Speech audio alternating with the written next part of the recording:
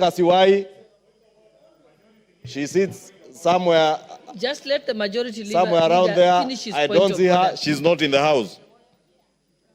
Honorable member for Kajiado South, Samuel Parash, I think 13th of this month, next week on Wednesday, together with the Cabinet Secretary for Education, CS Migosi. But Honorable Speaker, allow me also, Honorable Speaker, now that I have the mic, to also ask members. For instance, if you look at the questions that were being asked, a number of the members whose questions were to be answered are not in the House now. You also, if you look at the order paper today, Honorable Speaker, there are quite a number of members. And I was just looking if I can find the member for Gatanga. He's not here. He has a question to ask. If you look around, look for the member for Embakasi West. Honorable Mark Mwenje is not here. And he has a question to ask. On and on, I have seen the Honorable member for Baringo Central, Honorable Kandie, is here. And we must commend the Honorable member for Baringo Central. Gonzi Rai, the member for Kinango, not here. Member for Funyula, as always, Honorable Speaker, the member for Funyula is always in the House. He has a question, he is here.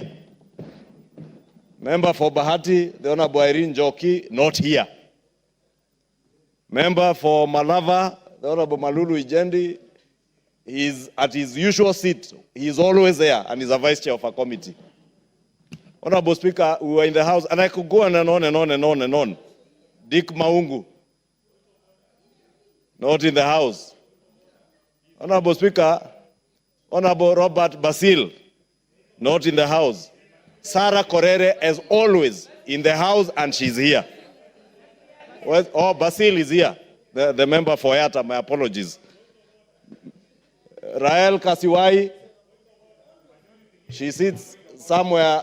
Just let the majority leader somewhere around there. finish his I point don't of see her. order. She's not in the House. Honorable member for Kajiado South, Samuel Parashina, of course, as always, never in the House. The member for Matuga, who is also a vice chair of the CDF committee, Kasim Tandaza, always in the House and in the House now. Member for Igembe Central, I am on a point of order, Honorable Speaker. Daniel Carido, always in the House. Members, he's here, Honorable Speaker. The majority leader is on a point of order. Sarah Korere, you will have an opportunity. So the member for Mwingi West, Charles Ngusia CNN, always in the House, but he's not there now. Member for Kolomani Shinali, usually on and off in the House, is not here. But Honorable Speaker, what point am I making? We were in the leadership conference last week. Honorable Speaker, under the able leadership of the chair of the Parliamentary Service Commission and also our speaker, and part of the issues that were raised by members in that conference is House attendance. And more so, calling on chairs and their vice chairs. Honorable Speaker, this afternoon, you have had to sit there and wait for at least 10 minutes for us to garner quorum. This House has not less than 60 chairs and vice chairs of committees. We only need 50 to transact business. If we add the leadership of the House, we have 70.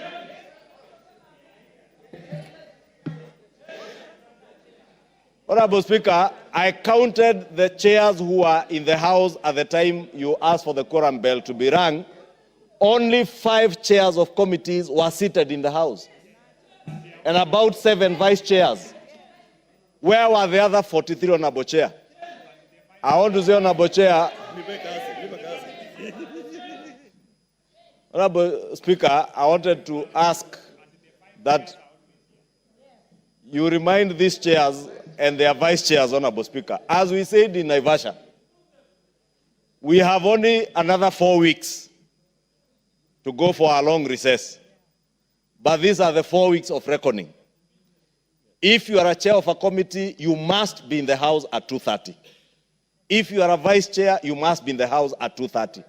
There is no reason for the Speaker to come and sit and wait for quorum When there are members who have business to be transacted on the floor, they are not in the house. When we have chairs who should be responding,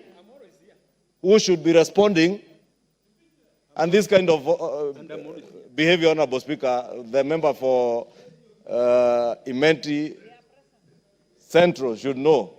We are not in a marketplace in Imenti Central for him to walk in and shout that he's here. He knows he should also have been here.